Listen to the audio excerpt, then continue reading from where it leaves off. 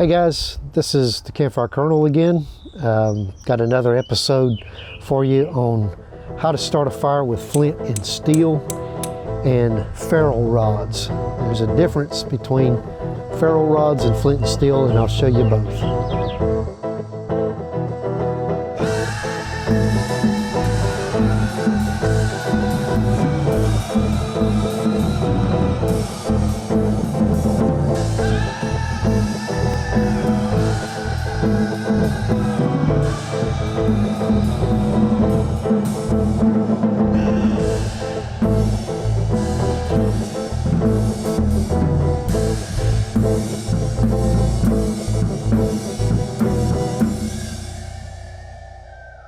Flint and steel is not a ferro rod.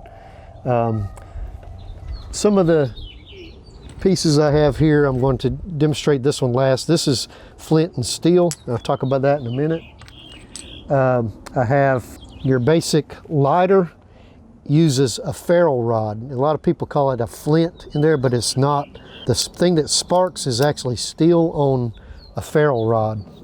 The thing about a lighter is if you run out of fluid, you can still use this as a striker, make sparks. And some people I've seen use a piece of lint and just catch the lint on fire and start a fire that way. The next generation that came out was the magnesium match. And this is what a lot of people used. What it is a ferro rod attached to a piece of magnesium. And then the idea was you scrape a pile of this magnesium, and you can see as I scrape here, it gets really shiny, and magnesium burns white hot. But and then what you did was you take your knife and make sparks and ignite the magnesium. I saw where people had these, and the ferro rod, since it's so tiny and thin, wears out really quickly. And most people, it is kind of troublesome to scrape a pile of magnesium and without it blowing away or scatters. So the next generation was just the ferro rod itself, and then you find the tinder that you want to put it in. This is a nice one. It's kind of on a little lanyard here. It comes with the ferro rod and the blade. And all you do, like I got a piece of birch bark here, and the papery birch bark, and this makes a very hot spark with the ferro rod.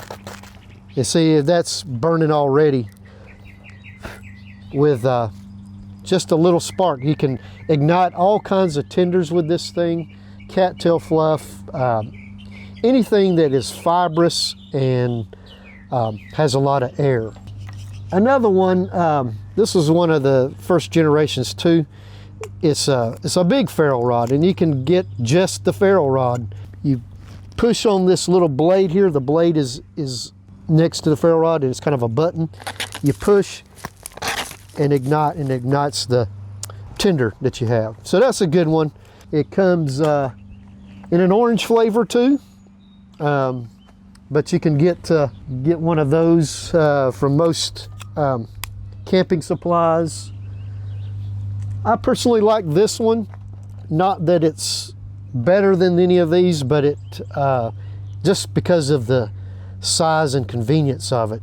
This one is comes apart, and there's your ferro rod. You can actually take the ferro rod out and replace it.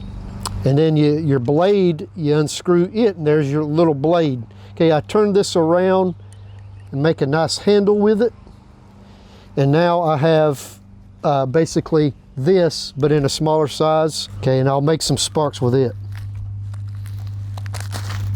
Okay, so it makes just as good a spark, and it caught there, but the wind blew it out.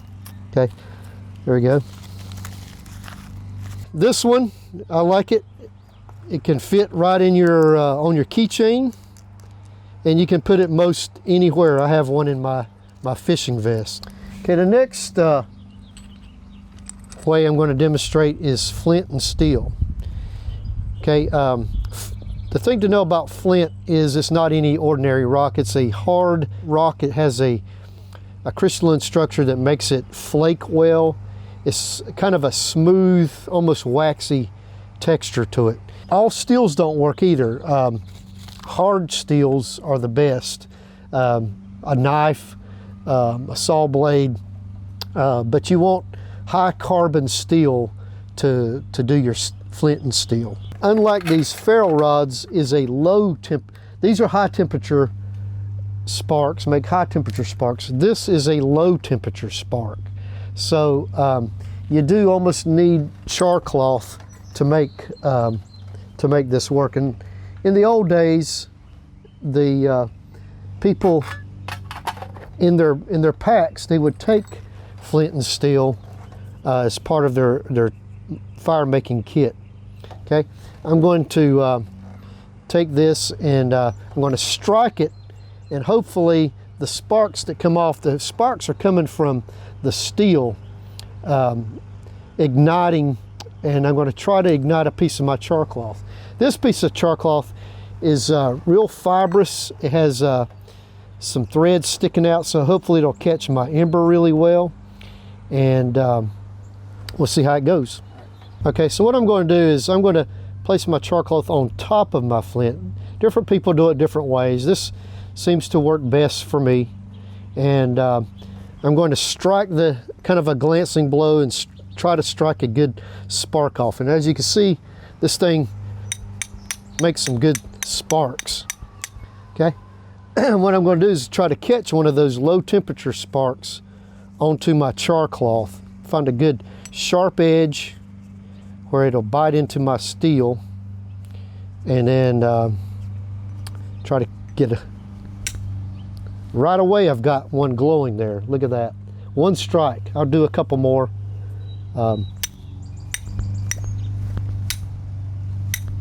Just so it won't be as easy. Okay, got another one going right there. See that glowing? I'm going to let that take to the rest of my char cloth and just kind of nurse it a little bit, and see it glowing there. Okay, I'm going to go put it in my fire bundle. Okay, I'm going to gently drop it into my fire bundle so I don't knock it out.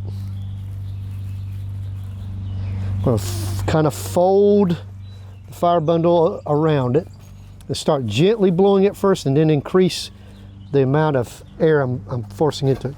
Try to put my back to the wind.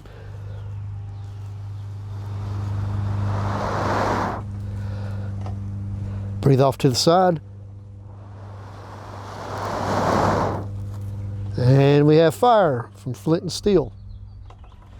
Okay, so we talked about different types of flint and steel and ferro rods, and that ferro rod is not a flint.